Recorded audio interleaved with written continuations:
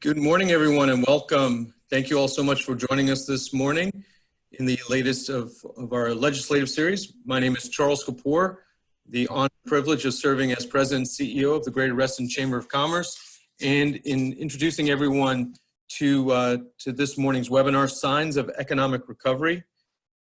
Today's webinar has been produced in cooperation with the Chamber's Public Policy Committee, led by our co-chairs, Mark Looney of Cooley LLP and Joey Musmar of Miller Musmar CPAs. And before we get started, I'd like to take a moment to thank those businesses that help support all of the ongoing programs and activities here at the Chamber of Commerce throughout the year in the form of their annual sponsorship. And starting with our strategic sponsors, who you see listed here on the screen, followed by our visionary sponsors, and finally our advocate sponsors. Again, I'd like to thank all of those great business leaders and members for their ongoing annual support of the Chamber. And I'd also like to thank those businesses that have helped supported this specific series through their sponsorship of the legislative series. And they are Miller Musmar CPAs, McGuire Woods Consulting, Reed Smith, Sandy Spring Bank, and Walsh, Colucci, Lubley, and Walsh. Thank you again to those fine firms for their support of the legislative series. Okay, I'd like to now introduce our speakers for today's discussion. Introducing first Alex Iams, the Executive Vice President of the Fairfax County Economic Development Authority. Alex is here to share his perspective on the impact and the economic recovery here locally in our region. And then we have Stephen Moret, the president of the Virginia Economic Development Partnership, to give us a broader view statewide. So thank you both so much for joining us. It's a pleasure to have you. We really appreciate you taking the time today, sharing your knowledge and expertise from your seats for the benefit of our members here today. And Alex, why don't we go ahead and get started with you to talk about things here in the Fairfax region. Great, thank you so much, Charles. It's my pleasure to be here with you and with Stephen this morning, and of course, your Reston Chamber membership. I'm going to talk through what our organization at the EDA has been doing in response to this crisis. And I'm going to lead with some of the headlines. So if I could go to the next slide. The first piece I'm going to go through impacts, our response, and then how we intend to address our recovery and some of the attributes of our resilience. Next, please. So the impact section I've organized into headlines, which we've seen a lot of lately. And this is mainly to understand, where are the pain points in terms of what is our immediate response, what has our immediate response needed to be, and where are we going in terms of our recovery efforts, and what are some of the actually unorthodox things that we're doing to try to offset some of the things that have happened here. So if you go to the next one, we'll start with unemployment. And these are the Fairfax County figures. We've had over 104,000 total claims through the week of June 13th. That peaked back in early April. So that's actually good news at this point. Because we're now down to about 2,400 initial claims as for the week of June 13th. So we have bottomed out and begun to rebound as far as unemployment is concerned. And obviously, as the state has moved into the reopening, we have had more people going back to work. It's not to say that there isn't still a lot of pain out there and continuing the road to recovery. The heaviest hit industry sectors have been in hospitality and tourism, food and beverage, retail trade, and passenger transportation. These make up about 18% of the total employment in Fairfax County, and they've made up about 46% of the unemployment insurance claims at the state level. It's obvious to understand why these have been so hard hit. People hadn't been able to get out and spend. People are obviously reticent to travel. And stay in hotels. And I'll speak to this a bit more when I talk about the path to recovery. Next, please. Small business has been an element within those industries that's been hit especially hard. There is a concentration of small businesses in those industries. You look at some survey and research that the SBA has done, and the companies that have below 20 employees have had to do proportionately more laying off than have larger companies. It also syncs with what we heard in our survey series. We're in our second round now in understanding business sentiment. And when we went out with our first round, the vast majority of requests for assistance were coming from small business. And that makes sense because they just, oftentimes don't have those reserves of savings or capacity needed to get through such a dramatic shock such as this one. And lastly, we've been running a webinar series to assist businesses through the various phases of the crisis and now getting into reopening and recovery. And those who are attending and asking questions and showing the highest levels of engagement have been in that small business segment. Next, please. On site selection, companies have been pausing their projects. They have seen some of them through at the front end of the crisis if something was already in the works as far as a relocation or a major lease transaction. Those things were seen through to completion. But as far as new projects getting started, that's been quiet. There's been a pause put on that. A national survey of site selectors from earlier in the spring, the respondents were saying 52% of the projects are paused, and 45% of them at that time were moving forward. And that's consistent with what we've heard in our coordination with our state partners and our regional partners here in the Northern Virginia Economic Development Alliance. Next, please. Office space and impact. So this is obviously of principal interest to the EDA. This has been our bread and butter historically in attracting and retaining tenants. And so we're paying very close attention to this and looking to understand it, a lot better. By the end of April, 69% of companies surveyed by Coronet Global were saying that they were going to shrink their office footprint to accommodate increased remote work. A similar survey that was just for the DC area that was done by Brightline Strategies indicated that 60% of companies surveyed intended to reduce their footprints. And within that 60%, a good portion of them were going to reduce their footprint by 25% or more. So, we're certainly monitoring this very closely. Some of these decisions aren't being made right now, but that's the sentiment that's out there, that certainly some remote work is here to stay.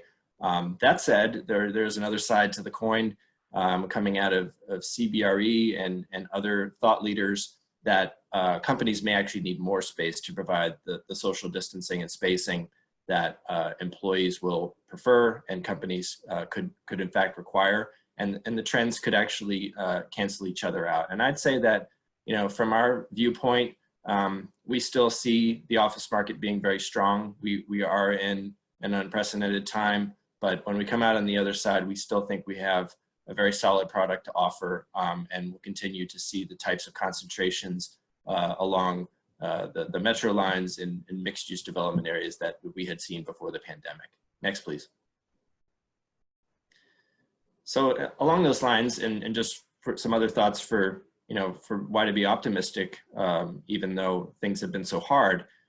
We in this region, our county, Northern Virginia, the DC area, stack up very well when it comes to national type comparisons. Fairfax County is ranked well ahead of peer counties in the Chimera Resiliency Index, which looks into our industry sectors and types of occupations. Our score was a 78.8, where a lower score is better, and the US average was 100. If you look around to peer markets like King County in Seattle, or Fulton County in Atlanta, or Franklin County in Columbus, Ohio, those types of jurisdictions were all in the 90s on this index. So it really does show that the types of jobs that we have here and the industry composition is built, especially as we've had increased diversification in the tech recruitments for a time like this. And so we are starting from a more fortunate position. it's sort of reminiscent of the Great Recession when we were, our region was the last in and the first out. So we're well positioned there. Again, the metropolitan area level CBRE did an industry resiliency index, and we were #1 among the major metros that they looked at. And our MSA also ranks #1 in the lowest decline in online job ad volume. So the employers were continuing to hire despite the downdraft. Next, please. Okay, now I want to talk about our response and some of the segments or focus areas that we've had in terms of response. Of course, resources for companies. So we've been working very closely with our client companies. All of our business investment managers went through their entire rosters of clients and reached out to them to see what their needs were and how we could help connect them with, whatever it was, whether it was funding, whether it was technical assistance, business planning assistance, or PPP loan assistance and getting connected with a local bank, for example. So we had quite a few of those types of interactions. The county has stood up a microloan program. The county has also stood up their grant program, has seen intense interest. Great majority of those who applied for the grants have been in small and minority and women-owned businesses. And that's, that we feel like that's a really good thing as well. On connections for workers. So before the pandemic even hit, we had stood up a major talent attraction initiative, talent attraction, retention, retraining. And we've continued that through the pandemic. We have had to adapt it, of course, to the current conditions in terms of the way that we run our events and who we're targeting. It's actually created some new and interesting opportunities, which I'll talk about in a moment. But we've focused on that because of the talent initiative. And then on recovery strategy, we are currently working with the county to come up with a strategy that looks at how will the county's resources be, where will they aim their resources in recovery based on which sectors and which type of segments have been hardest hit. So that's in the category of coming soon, and we're in the process of standing that up right now. Next, please. So when I mentioned some of the unorthodox things that we've been able to do, one of the things in late May was this college virtual career fair. So people who were about to graduate from college or who had recently graduated, we had kind of a matchmaking virtual career fair with more than 1,000 graduate students participating from more than 25 different schools. You can see on the slide there. We had enthusiastic response from more than 24 universities in our region and in our state, and actually beyond that. And we had enthusiastic response from companies participating that you see there, like Northrop Grumman and Brazen and Carasoft. The conversations that occurred and the connections made were very good.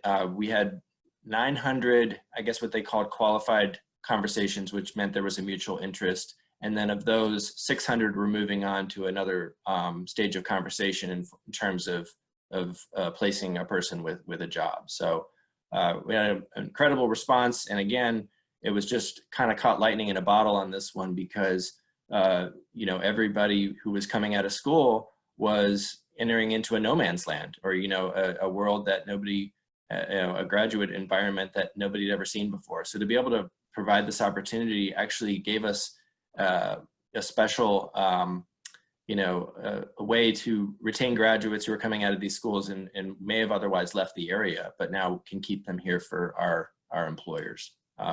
And with this, I want to mention, I don't have a slide on it, but I want to get out a quick promo for our next virtual career fair, which is for mid-career professionals. It's going to be on July 14th.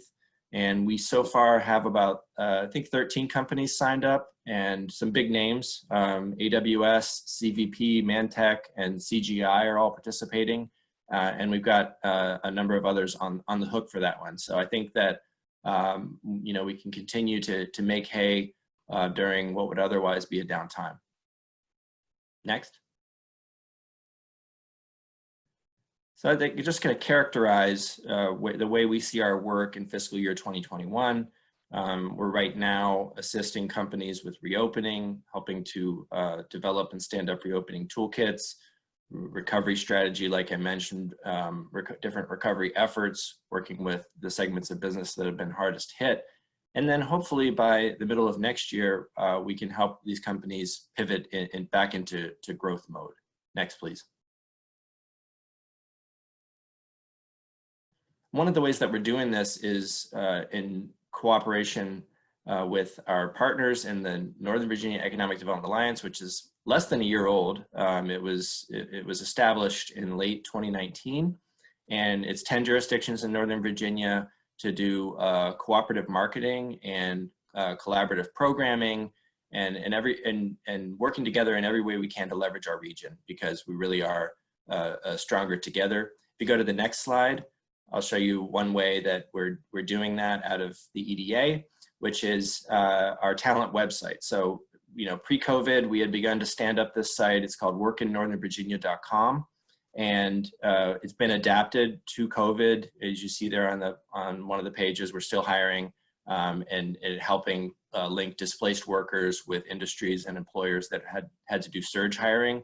But we also still have the core of the site, which is looking to help qualified candidates get attached to job opportunities in contracting, cybersecurity, software development, those types of things that you would typically see outside of, you know, what we've been through lately. So that's closely working with our partners. It really is a platform to market, sell the place, to help our HR execs at these companies sell the place. So they can sell the company and the job opportunity. We can, of course, link through to those. We're doing that through a combination of an Indeed feed right now, and which will be transitioning to a feed from JobsEQ to actually link them to the actual postings. But what you'll see on the site is that you can kind of go through a number of sort of fit tests for, you know, why would I want to come to Northern Virginia, and what would it cost me, and where would I live, and what are my preferences, and it's really an incredible site that has all of the assets of the region in one place. Next, please.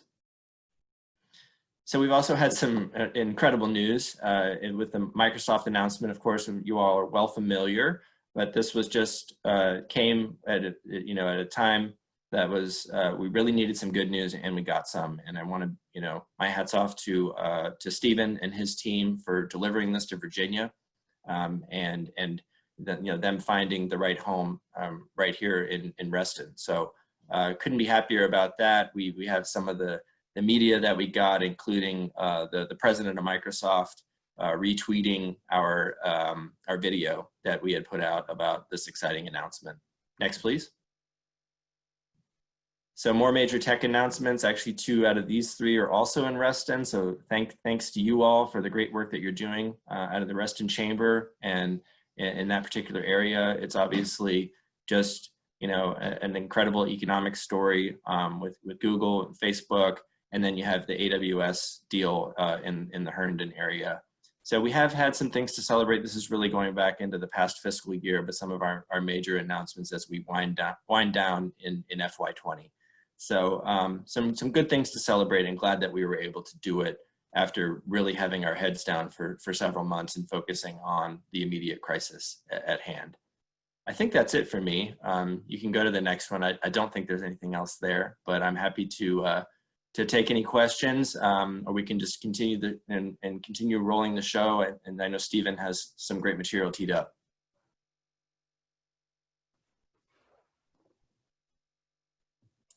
Great. Thank you, Alex, for the presentation. A lot of just exciting things that are coming down the pike here from the EDA, especially with the workforce development. So just as a reminder, you said that the next career fair for those mid-level career folks, that's July 14th? Tuesday, July 14th, that's correct. Yeah, and actually a NOVA Hispanic Chamber career event that day. And so we're going to co-market with them and try to get as much cross pollination as possible so that people can do both events.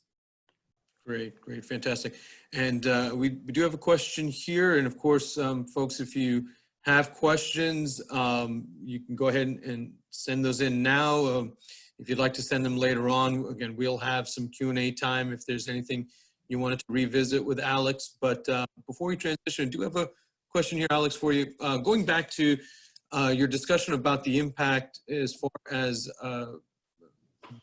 real estate footprint that businesses may be taking. So when you talk about the idea that those companies serving maybe looking to reduce their footprint, is that going to drive a need for folks to move out of their current space, or is that something that's going to be a decision that's going to be put off when it comes to renegotiate lease or impact their decision to take on additional space?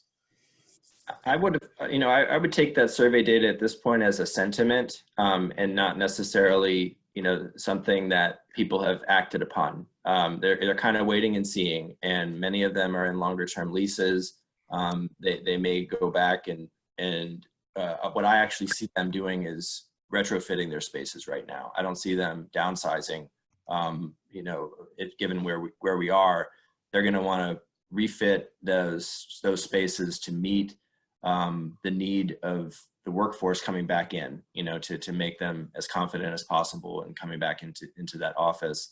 And I think we're fortunate as far as the office market is concerned that these things do take more time to change just based on lease arrangements and the trajectory of the office market in general, and sort of the longer term basis that it operates on, and the way that they're able to derive revenue differently, obviously, than some place that gets its revenue over the counter, so to speak. So that's going to continue to evolve, and I see that as a point in time. As I mentioned, we are going to do some very focused research into that question at the EDA, and so I would say stay tuned, and I'm happy to come back and talk to your group more about what we find. Absolutely. Yeah, I think that would be a conversation that would be of great interest to the folks in this area, just to be able to see what your research further identifies. Absolutely. Great. Well, again, thank you, Alex, for the survey of where we are, where we're going here in the region, the amazing programs that the EDA is doing to support all of us here. Really just out of the box thinking in so many different ways, which is fantastic. I think that's the mode we're all in, and a great partner for those of us in the in the business community in the region. So thank you again. And so now to expand our view a little bit, I'd like to bring in Stephen to give his thoughts and perspective on what we're seeing throughout the Commonwealth. Stephen? Great, thank you. Thank you, Charles. And first of all, I just want to congratulate you guys, not only in all the recent wins in Reston and Fairfax, but also on building a powerhouse economic development team with Alex Iams and Victor Hoskins brought on board with the Fairfax County Economic Development Authority in the last year, building on the great staff that was already there. You're really, really well positioned for the future. So great to visit with you all today. I'm going to share with you a little bit about some of the work that we've done looking at the economic impact of the COVID-19 situation in the Commonwealth of Virginia and in Northern Virginia specifically, and then some of the opportunities that we see for the future. And certainly welcome any questions or comments that you all may have for me as we move along. I want to give credit to Secretary of Commerce and Trade Brian Ball, who pulled together an economic crisis strike force that included, or has included, continues to include all the agencies shown here, as well as many others that are involved.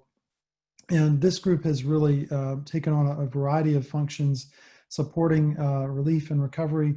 One of them is the data compilation work group, which we lead, which has really been charged with leading the economic impact analysis work for the Commonwealth, understanding the impacts on different industry sectors, on different regions, on different types of businesses, large versus small, different types of individuals. And you're going to see just a little bit of this today. But I want to give great credit to all these agencies shown here on the screen that have contributed to this work. But of course, any errors are our own. First of all, the obvious we have, taken on a pretty sharp drop in, economic activity associated with the pandemic. Fortunately, if you can kind of see there, Moody's gross state product numbers for Virginia is that sort of solid blue line. Dotted line is the U.S. You can see we've done better than the country overall, and that's for a couple big reasons that will be familiar probably to the folks on the line. One is that we have a unusually large percentage of our workforce in Virginia compared to other states that's made up of professional occupations, so folks that are really largely able to work remotely. Additionally, the large proportion of our economy, or unusually large proportion of our economy associated with the federal government, has also given us some resilience that a lot of other states have not had in their economies. Nevertheless, as you can see here, we have taken on some pretty big hits. So this dark blue line here is the weekly number of new unemployment insurance claims. You can see, before the pandemic, or the onset of the pandemic in Virginia, is going along quite small, and then spiked to around 150,000 per week. And then fortunately, that number has continued to trend down. And we are continuing to see every week folks file for unemployment insurance, but the number filing is going down steadily. We think will continue to go down. However, that the cumulative amount, of course, does continue to grow. That's this light blue line going up here. We estimated from, I guess, a couple months back that we would end up somewhere in the 600,000 to million range in terms of total unemployment insurance claims. Now, bear in mind, that doesn't mean those would all happen at the same time. So while we've had more than 800,000 folks in Virginia have filed, at least temporarily, many of those folks have been brought back. So the actual unemployment effect at any moment in time is fortunately considerably better than those numbers would suggest. Similar to what you heard from Alex, really big impacts. The biggest impacts by far from an industry perspective are in the hospitality sector. Think about restaurants, hotels, and so forth. Retail after that, and then it kind of goes down from there, consistent with Alex's presentation for Fairfax in particular. Note also, one thing that was a little bit surprising to me initially, I should have thought it through, but healthcare, while obviously there's a lot of demand for healthcare during this time, because of the lack of PPE and other factors, the sort of elective procedures did decline. And so we saw at least some temporary reduction there, but we do expect healthcare to fully recover before too long. If you look at it from an occupation perspective, again, the previous slide was on industry sectors. This slide looking at it more from an occupation perspective. So food prep and serving, again, thinking about those restaurants and so forth.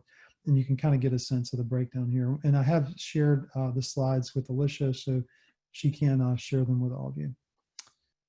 There was a question that came in from Angela. Any idea the percentage of claims coming from, I'm forgetting what PUA stands for, but I do not know that, at least not off the top of my head, but we might be able to track it down. Good question though. One thing that we keep in mind from a state level perspective is that the impacts have really varied quite a bit, across the Commonwealth in terms of those new unemployment claims, building on top of the existing unemployment that was there before. Northern Virginia doing somewhat better, significantly better, I guess, than the state overall. And that goes back to the points that I mentioned earlier, very large proportion of professional office occupations, as well as the federal government connection.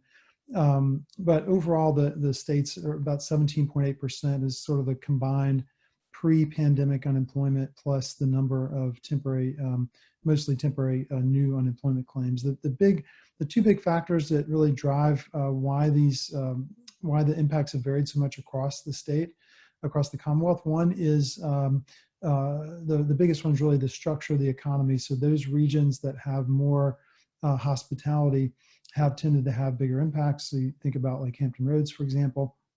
Additionally, in some of the smaller regions, like say Southern Virginia, one or two major employer layoffs, for example, there with Goodyear, can disproportionately impact those numbers. But again, fortunately, while the impacts have been large in Northern Virginia, it has been better than the rest of the Commonwealth. And then Virginia as a whole has done better than the country as a whole, as you can see here. So the US, using that same sort of comparison basis, was at about 24% of jobs at least temporarily lost. Virginia at 18. So we've done about we've been about 5 to 6 percentage points better in terms of the U.S. overall. And obviously compared to many southern states, Georgia, huge impacts, huge impacts in Louisiana with, New Orleans with tourism and oil and gas there, and of course, Florida. So obviously significant impacts in Virginia, especially for our small businesses, especially for individuals working in the hospitality and retail sectors. But we can at least take some comfort that the overall economic impacts here have been much less than what most other states have experienced. I'm sorry, I think there was a question that came in there. Oh, no, let's see, do you have data that separates Virginia? I think I answered that, Angela, but if you can just clarify, because I did show the breakout. I'm not sure exactly when your question came in, but if there's something else you were looking for, please just let me know. So looking nationally, this is sort of the picture of what employment did overall. Most of you probably heard there was this nice surprise that came in with the May official employment numbers. They actually went up. Economists were actually expecting a significant decline here. Instead it went up. On the other hand, unemployment, this sort of dark line without the dots was the original, and it got kind of reset. So it did go down in May, but it was the corrected rate was considerably higher than the original. By the way, people don't often pay attention to this, but both the employment and unemployment rates are typically released in a preliminary fashion. They do get updated over time, so it's not unusual. But I think in this case, obviously, a lot of turbulence that the Bureau of Labor Statistics is having to deal with. This slide really recaps where the bulk of our work has really gone, is trying to understand the job losses in each industry sector. And I just want to emphasize here again, these are not necessarily job losses that are experienced all at the same time, because even as some employers may be laying off people, other folks are bringing them back. So think of this as an indication of the percentage of all jobs, all the pre-pandemic jobs that at some point would be lost in each sector. So you see here, we've kind of broken down Virginia's economy, and this is Virginia as a whole, although we do have this at the regional level as well. By major industry sector, you've got some that we expected severe impacts, and that certainly did play out that way, like hospitality and entertainment, like retail, moderate and then minor. This column here is the percentage of all jobs before the pandemic in Virginia. The first set of bars is the percentage of jobs we expected to be lost in the sector from sort of a low to high range, and then ultimately the number lost. So obviously that total number lost, at least temporarily, is a reflection of both the size of the sector before the pandemic began, as well as the percentage of those jobs that were expected to be at least temporarily lost. And by the way, initially, and even to this point, the biggest factor that's driven job losses has just been obviously the need for social distancing. And so some industries just have a lot of direct personal contact, like in hospitality and in retail. So they tend to be more sensitive. But what did happen over time is as demand and activity collapsed in those sectors, we did start to see the multiplier effect into other sectors as well that weren't necessarily directly impacted by social distancing, but they were impacted in that their actual amount of business, amount of revenues went down. I do want to point out with state and local government here, the presumption of a small impact is assuming that we end up getting some more support from the federal government in this next round. If that does not happen, we could start to see some pretty significant, more broad-based impacts in state and local government employment that would make the recession deeper and really would take us longer to be able to recover. So really looking for some, hopefully more support and more flexible support in the next round from the federal government. Just looking at those numbers kind of a little bit more graphically by scale. Again, you can see hospitality, entertainment, retail trade, really big drivers, and then it sort of goes down from there. This is where we think things will ultimately end up. And again, not at any one time. So if you were to think of like, what's the absolute unemployment at any one moment in time, it would be smaller than these ranges, but you can see how it sort of ranges across the state. And it's really just largely based on the differences in industry mix across Virginia, but it is quite a significant range from 12.5% to 31%. Just want to briefly point out nationally, looking at employment changes since before the pandemic by industry sector. Again, you can see leisure and hospitality, the big one. Most of them have experienced some improvement from April to May, but still, leisure and hospitality down clearly more than 40%. That's the really big impact. We got a lot of personal services that are also down as well.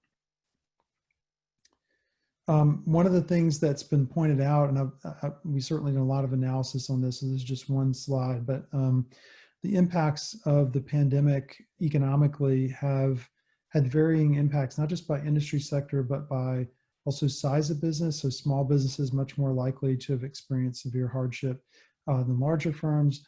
Additionally, when you look at the individuals that have been impacted, those with a college degree have experienced much smaller job losses. Those without have had much higher ones. Likewise, as this slide shows, there have been variations by race and ethnicity. So while everyone experienced sort of a jump in unemployment, those sort of differences that were there before the pandemic sort of were continued. And in fact, in this last month, going from April to May, we saw the unemployment rate among white folks actually going down, slightly higher for Asian and Black and African American folks, and then a slight decline in the Hispanic population. So we're seeing a lot of inequity, if you will, in how the impacts are playing out. Let's skip over that. So one of the things I wanted to point out is just what has happened with consumer spending. So we're really grateful to Earnest Research for providing this data to us. I think almost everybody on the call will remember from time to time you'll get these privacy notices from your credit cards, and one of the things they're basically telling you is, hey, we share your data in just in de-identified form, and that allows folks to be able to do analyses of spending trends. So the gray bars here are Virginia, the blue is the U.S., and what the bars represent is the percentage change from the same week in the previous year. So like the 8th week of 2020 versus the 8th week of 2019. So you can see pre-pandemic, we were seeing nice increases in activity. You had a little bit of a spike in consumer spending at the onset of the pandemic as people were kind of storing up and buying extra toilet paper and all that. But then after it really got going, really pretty sharp reductions. But we have been seeing those trends have improved. Year over year, we're still down, but it's not down dramatically at this point. We are starting to see some recovery. Now, the mix of spending has definitely changed. You're seeing a lot more online people purchasing things like Zoom memberships, like folks that didn't initially have Netflix or Disney Plus or something like that, doing a lot of online and remote work type of activity.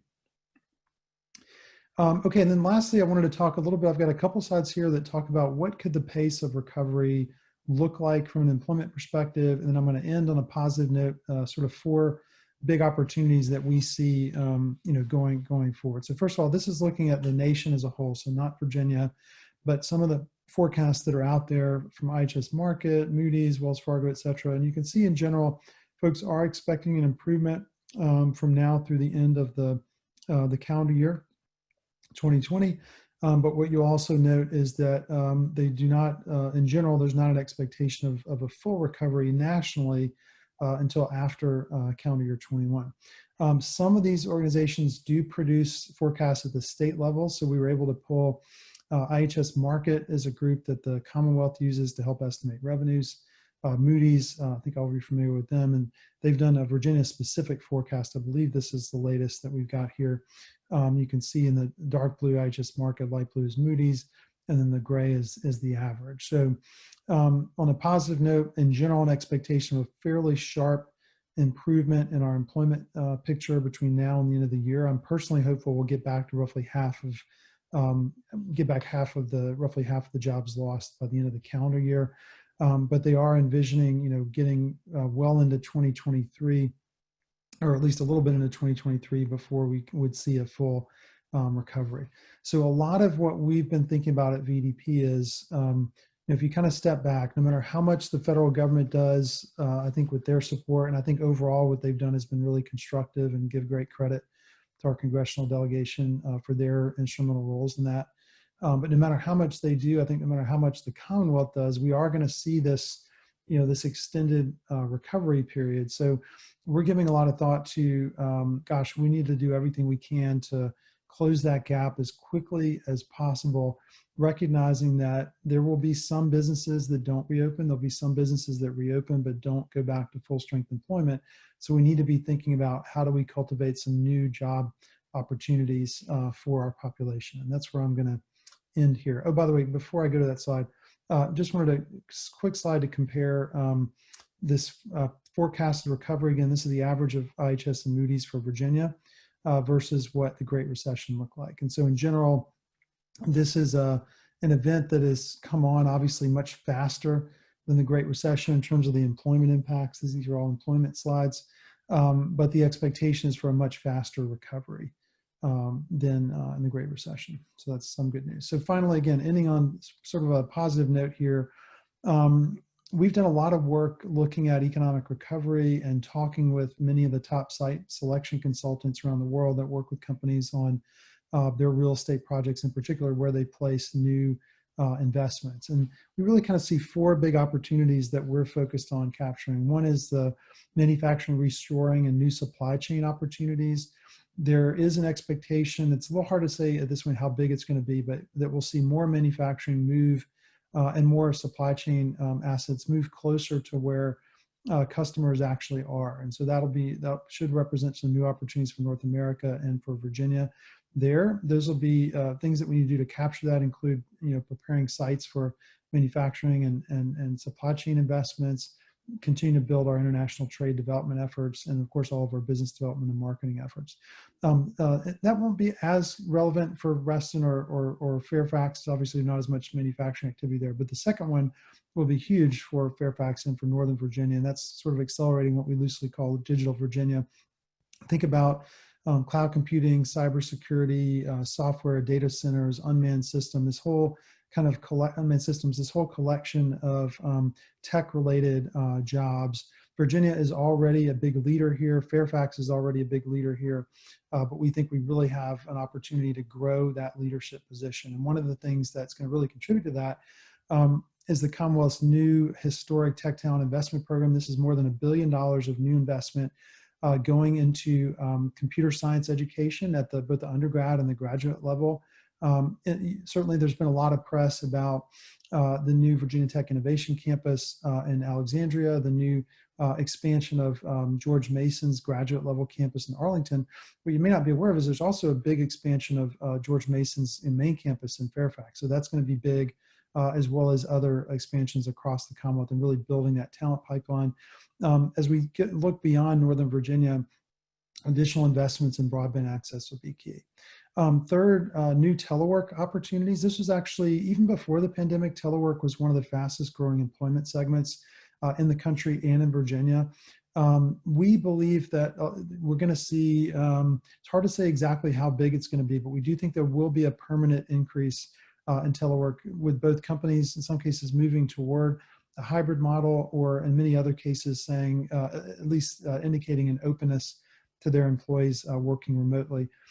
This is going to really be positive for a state like Virginia that has, we have the best public schools in the South. We have one of the best higher ed systems in the world. We have great quality of life, great weather, and so forth. We should be a net beneficiary of that trend. There's going to be some things we're doing to look at marketing, not just to companies that are looking at that space, but also to individuals that may want to relocate their existing job. And then finally, retooling, reskilling our unemployed workforce. As I kind of touched on earlier, low-wage workers, women, people of color were disproportionately impacted by COVID-19. Thinking about opportunities to reskill folks. At the moment, I would anticipate folks in the retail and hospitality sectors are the ones that will take the longest. Of the jobs that take the longest to recover, we think a disproportionate share will be in hospitality and retail. And so thinking about not just being able to cultivate more new job growth opportunities for them, but also providing the retraining opportunities they need to take those jobs. So I think things like the governor's G3 initiative is a big opportunity here. The Virginia Talent Accelerator program that we've created in partnership with the Virginia Community College System, that's the best custom workforce program in the country, and a variety of other initiatives that can address that effort. So with that, let me stop. And I think there were a couple questions that came in.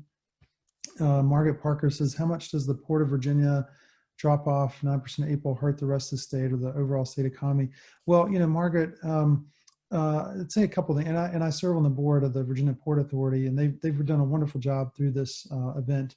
I think largely it just reflects that sort of overall aggregate demand and economic activity. Keep in mind, a lot of what's coming through the port is actually, going to other states, going from other states or to other states, in the country.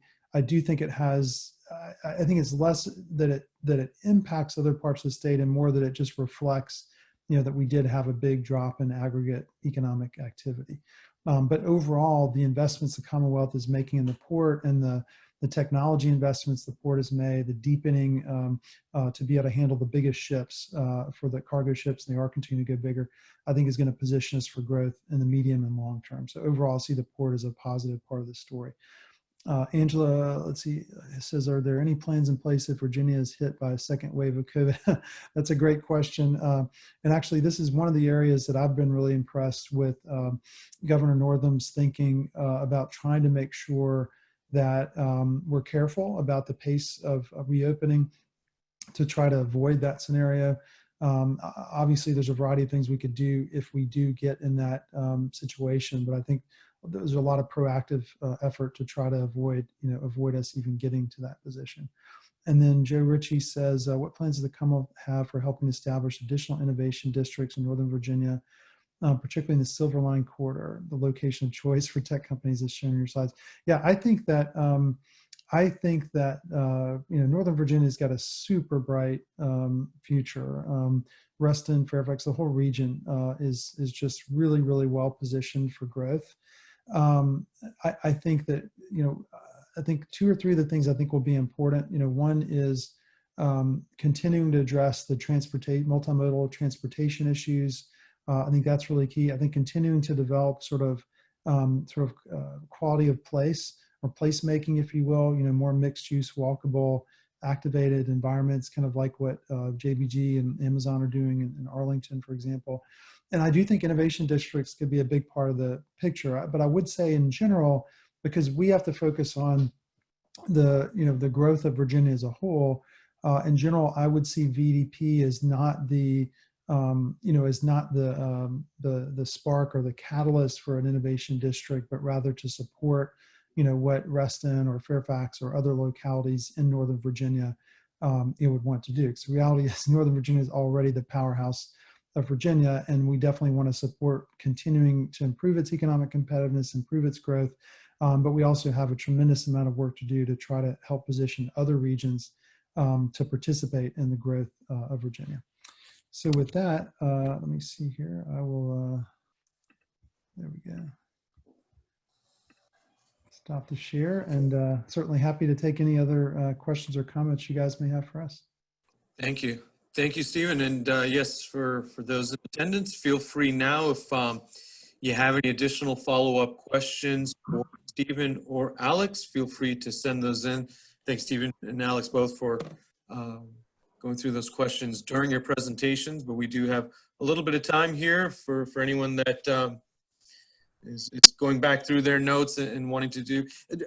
Stephen, actually, a question for you is, as we were looking at sort of the timeline of recovery and talking about retail hospitality being the hardest hit, and then also along with that, some of the programs we're working on to retrain folks. Is the net of all of that, do you forecast at the end of the road the percentage of jobs statewide that are retail hospitality shrinking overall as workers take advantage of the opportunities to retrain into different fields? And if so, what are some of the regions that are most heavily dependent on that, looking at or looking to develop to adapt to that? Yeah, Charles, that's a really, really terrific question. And I think it's a question we probably don't know the answer to yet, but I would say that I do think it's a distinct possibility that if we were to look at hospitality and retail employment as a percentage of total employment in Virginia, and if we fast forwarded 5 years from now, I do think there's a distinct possibility that percentage will be lower than it is now. I mean, part of it obviously is that retail, I think in general, has been under a lot of pressure for a long time. And in some ways, what's happened with the pandemic has accelerated that sort of quote digital transformation of companies, and I think a continued push toward online. There's always going to be a place, I think, for in person or brick and mortar retail for sure, at least I believe. But I do think there's a real risk that we could see those percentages go down, even in hospitality. Right, we're seeing more and more automation. I think about the last time I went to a hotel. I think I'm not even sure I went to the front desk because I was able to sign in with the with the app. So that'll be really key. I think I don't have the numbers off the top of my head about which regions are most impacted, although I certainly know much of Hampton Roads with the the beach related activity, like Virginia Beach, for example, is certainly one of the places that's got more activity. Alex might know about, I don't know if you know, Alex, off the top of your head, in Northern Virginia. I'm not sure what the, what those percentages are in Northern Virginia compared to the rest of the state. Yeah, with it's about 18% or so, or the retail, hospitality, restaurant, the service sector industries. Gotcha. So something definitely for us to. So that's about the same as the state as a whole. Yeah. So, looks like we do have a question here. Just to elaborate, Stephen, you had talked about the expansion of Mason's Fairfax campus. Is this related to their master planning process or something in Fairfax? Yeah, I don't know its direct connection to the master planning processes. I wasn't involved in that, but I was intimately involved in the tech talent investment program that actually came out of our our Amazon HQ2 bid. And I think because of just the way everything got announced and we hadn't yet finalized all the details of the individual campuses, Virginia Tech's Innovation Campus sort of took all the oxygen out of the room. But in reality, when you look at the total investment the Commonwealth is making is a little more than $1 billion in higher ed, in computer science related fields. And only about 25% of that went to the Virginia Tech Innovation Campus. So 75% of it is other places. When you look at George Mason, it's getting, I think, $125 million just in Arlington. And then a very large number, I just don't have it off the top of my head, but a very large number, one of the biggest in the state, will be the expansion of its flagship campus. So I don't know exactly how it fits in from a kind of planning or physical aspect, although there is a large amount of money in there for capital projects on the campus, and then also a significant amount of dollars for startup packages for new faculty to support the expansion of bachelor's and master's programs in computer science. Excellent. Excellent. Great. Thank you. All right. Let's see. We've got another one coming in here. Alex, this is from Angela. You indicated additional support of small business going into your growth mode mid-2021. Can you speak more about any specifics that are being planned as far as training, financial support?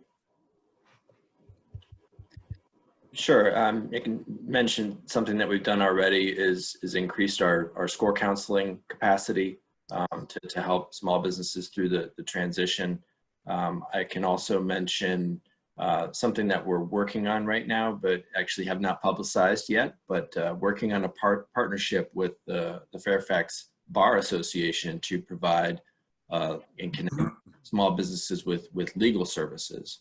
And because there's so much of what's going on right now does involve contracts and making changes. So that's been a pain point that we've understood from the small business communities. So Karen Smaw on our team has been proactive in reaching out to the Fairfax Bar, and they've been very receptive about standing up some joint programming this summer, actually, to help facilitate those connections.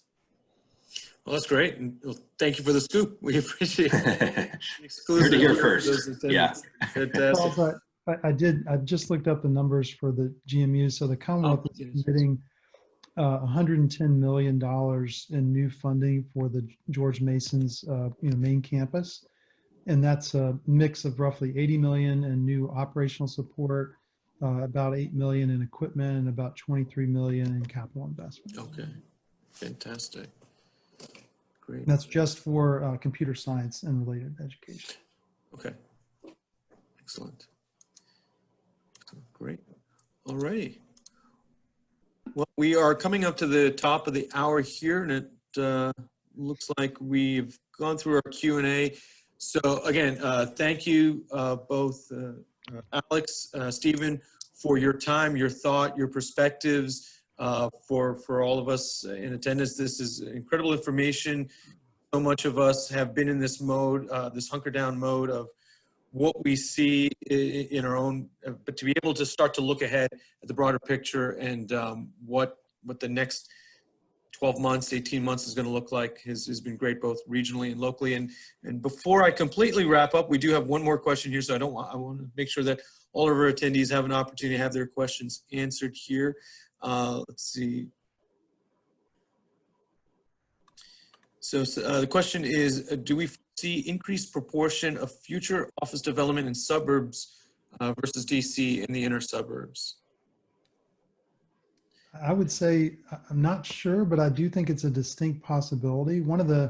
We posed this question when we were reaching out to top site consultants around the country. We asked them, it seems like Alex really hit on this, there's these two opposing forces. On the one hand, you've got more telework, which would seem to suggest less demand for office space. On the other hand, for those that are coming in, there's a need for more physical space for social distancing. One of the more interesting calls we have was with one of the large accounting firms, and they mentioned in their Chicago office, they did a study to figure out how long they have a high-rise building they're in, how long would it take for all their employees to get in and out while social distancing. It was approximately 4 hours each way. So it kind of suggests the possibility that you could see, more lower rise, smaller environments are a little bit more, manageable from a social distancing perspective, getting in and out and so forth. But again, I don't think of this as a hard forecast, but I do think there's a possibility that you could see a bit of a shift. And I say a shift, not so much a shift, but it might be a shift in where the future growth comes from. I certainly would not be prepared to say at this point that we'd see an aggregate reduction in demand in the inner DC, if you will. I'll comment quickly just to say, COVID aside, I've seen the development and intensity of development in this region happen in waves. There was a big wave that crashed in Washington, D.C., built out some of their more mixed use, outside of the downtown submarkets. Then there was a wave that crashed in Arlington when we hit Amazon HQ2 and some of the bigger projects in Arlington. And now we have a wave crashing over Fairfax with, the exciting projects that I mentioned in Reston, and certainly Metro being the backbone east-west from the county line all the way to the Dulles Airport. And I think it just that also aligns with some of the demographic trends that we've seen and where workforce is located, as you continue to see more development to the west. And so the center of gravity, I feel, is also shifting a bit to the west and compared to where it's been in the past. Great. Well, thank you for that insight. Tremendous. All right. Well, again, as I was saying, thank you both so much for joining us. And for those in attendance, thank you for participating.